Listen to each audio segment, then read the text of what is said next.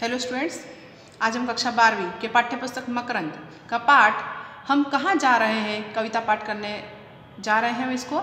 इसके कवि हैं सुदर्शन, जिनका उपनाम है प्रियदर्शनी।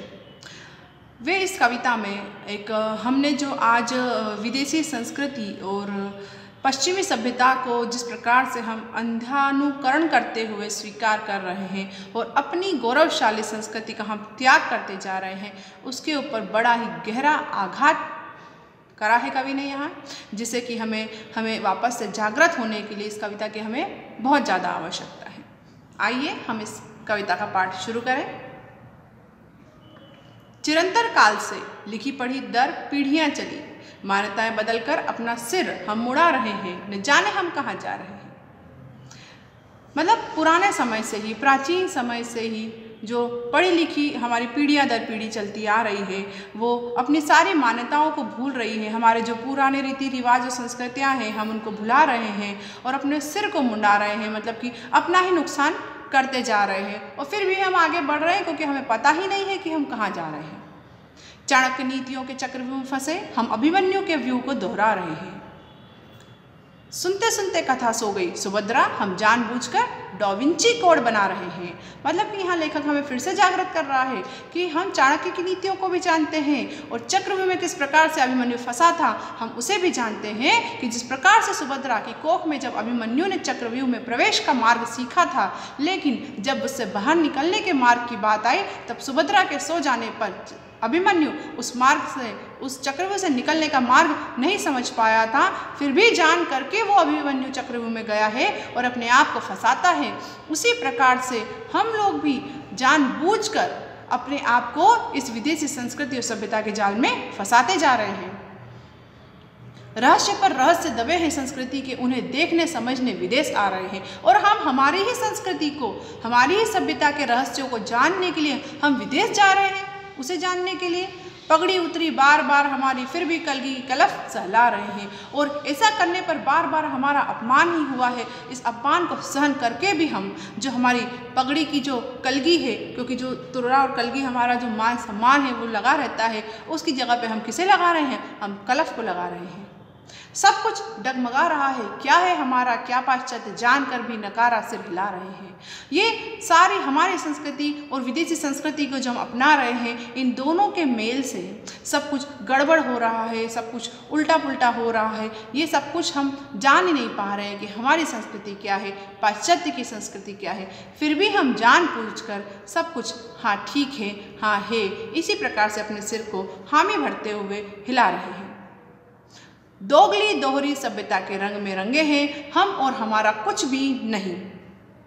मतलब कि हम कैसी सभ्यता के रंग में रंगे हैं? दोहरी सभ्यता। मतलब हमारी सभ्यता को भी हम छोड़ कहाँ पा रहे हैं? ना तो हमारी सभ्यता को छोड़ पा रहे हैं, ना हमारी संस्कृति को छोड़ पा रहे हैं। जो आज हमारी सभ्यता संस्कृति की जो मूल रंग है, आज हमने उसको ही पकड़ रखा है।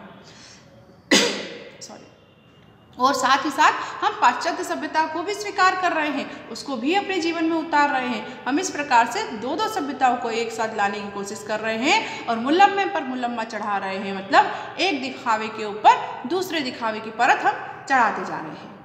अपना खालिस कलश भी हम विदेशी बता रहे हैं। जो हमारे संस्कृति में हमारे शुभ का प्रतीक जो हमारा कलश होता था, उसे भी हम आज विदेशी संस्कृति का, मतलब विदेशी सभ्यता का प्रतीक बता रहे हैं। न धर्म न कर्म अपना, न वेश न भूषा, न भाषा न ज्ञान, न विधि न विधान, सब कुछ दूसरों के हवाले किए जा रहे हैं।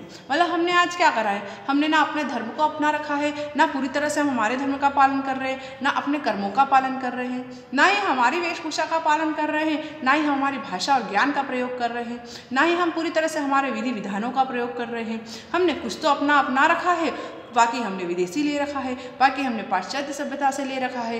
इस प्रकार से हम सब कुछ अपनी चीज़ों को भी अपनाए बिना हम अपनी चीज़ों को भी, अपनी संस्कृति को भी दूसरों के हवाले किए जा रहे हैं।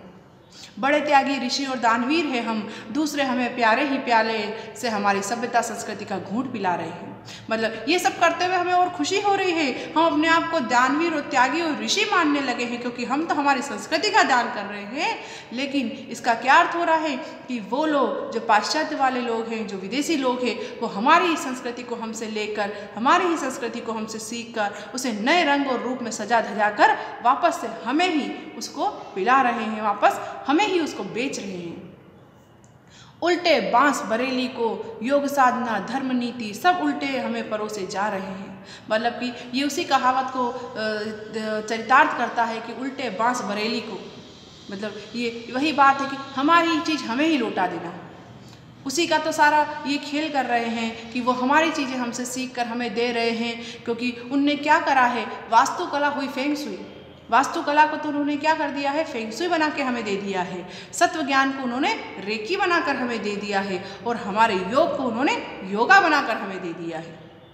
और यही सब की हम दुदुम भी बजा रहे हैं, और यही सब को हम योगा भी करते हैं, हम रेकी अपनाते हैं, हम फेंग शुई वास्तुशास्त्र की जगह फेंग शुई पर ज़्यादा विश्वास करते हैं। मतलब हाँ, हमारी संस्कृति की चीज़ों को जब विदेशी से लेते हैं तब उस पर ज़्यादा विश्वास करने और अमल करने लगे हैं। नीम भी गले नहीं उतरी, हमें कड़वी लगी, निमोली की तरह मोड़ कर उन्हें खिला रहे हैं। हम कहाँ जा रहे हैं?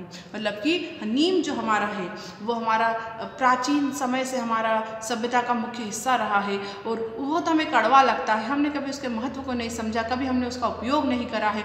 लेकिन इसी का प्रयोग जब विदेशी लोग उस नीम का पेटेंट कराने जा रहे हैं और उसी की हमें निमोली की तरह हमारे ऊपर उसका इस्तेमाल करेंगे, तब हम बड़े ही सहर्ष होकर उसको स्वीकार करेंगे। ये हमारे लिए बड़े ही दुख की बात है, हमारे लिए बड़े ही विडम्बना की बात है कि हम जिस रास्ते पर जा रहे हैं हमें ये भी नहीं पता है कि हम कहाँ जा रहे हैं। इसलिए यहाँ पर कभी हमें संदेश देना चाहता है कि हमें हमारी संस्कृति को भूलकर पाश्चात्य सभ्यता में इतना नहीं रंग जाना चाहिए कि हमारी संस्कृति के मूल को हम धीरे धीरे त्यागते चलें।